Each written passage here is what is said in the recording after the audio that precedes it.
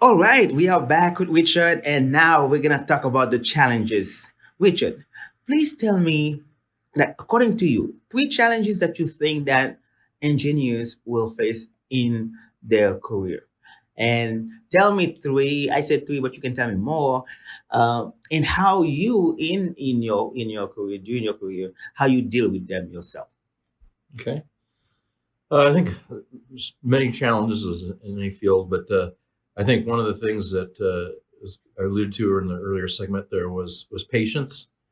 Sometimes it's hard to be patient to realize that as you're beginning either as a new engineer or if you're starting over at a new company, is patience, and that's to take the time to again learn and connect with people and be patient to get to a point where you feel like I'm a contributor.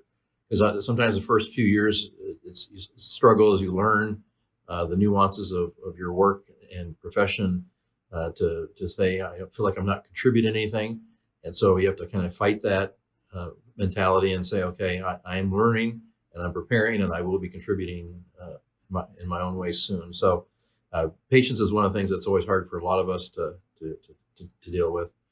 I think the second thing, and it sort of builds on patience, is one of the challenges always is knowing what are the requirements. So as you're developing a new product, one of the things it's can be a challenge is you'll start to have a problem that you're trying to solve, and it's like, okay, what are the specifications that I need to meet, Mhm. and you'll and a lot of times people don't know themselves, and so you'll start to work on something, and then all of a sudden somebody will come along and say, no, no, no, that's not what I meant, or they'll say, oh, you forgot this or you forgot that. It's sometimes it feels like criticism, Mhm. but it really is not. It's the kind of the realization from others, your end customers, that they didn't really know exactly what they wanted until you gave them an idea of what you were doing, and then they realized that yes, this is right, or no, that's not what they really wanted. Mhm. And so again, learning to accept that uh, uh, constructive criticism Mhm. is a challenge, but it's important to do that, knowing that sometimes people just don't know Yeah. until they're further along in the process. Mm. And then the third thing, challenge really is one that, especially after my 38 years, as I mentioned kind of in the first segment, is that as exciting as the challenge changes are in technology, the things that are available. Mhm. Part of the challenge is how do I keep current with Yeah. that? Because Yes. if you're working and you're trying to find a balance between work and your home life, um, that where do you find time to continue to learn, Yes. and so that you're prepared for the technologies that are constantly are changing.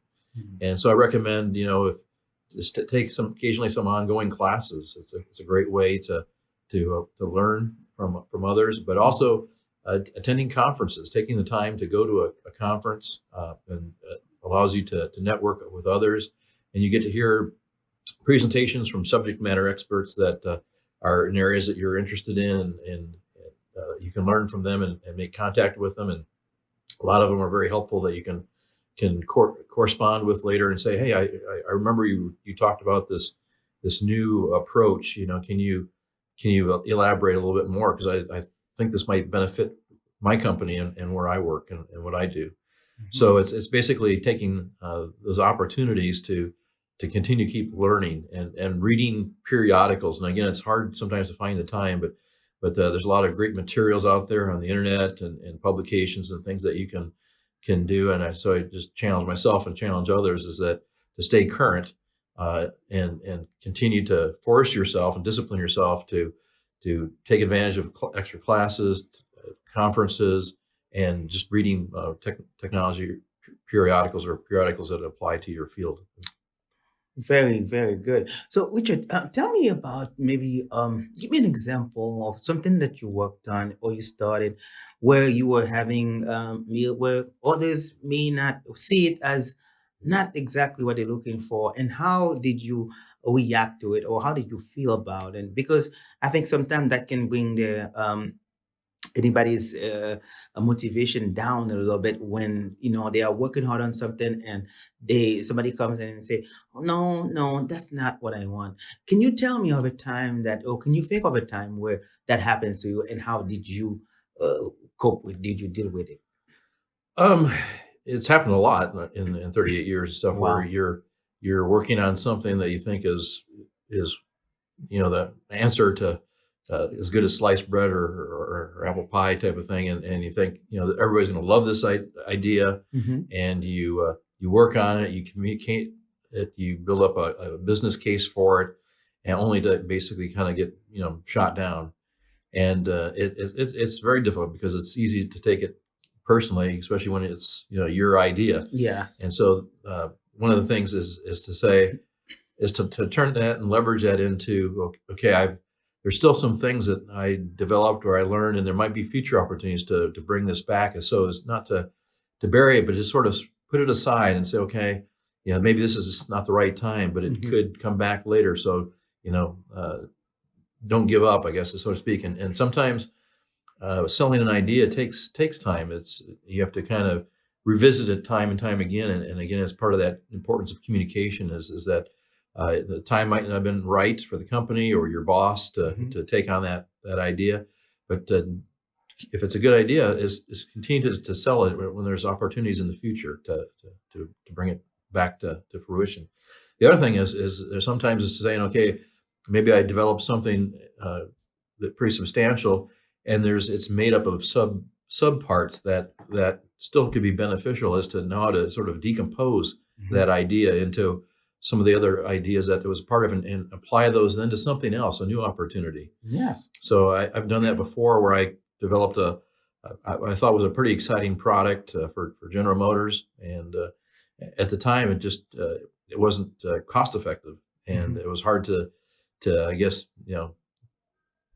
accept that, but it was true. It Yeah. just couldn't it just didn't make sense for financially for the company. Hmm. But the idea generated a lot of side technologies that I could apply to other places that were beneficial. So I got to see not all those ideas that were pulled together into one package, Hmm. but I was able to leverage those other solutions for other products and other programs. Wow, very good. Richard, I know that engineers and other people in different fields will get a lot from this conversation today.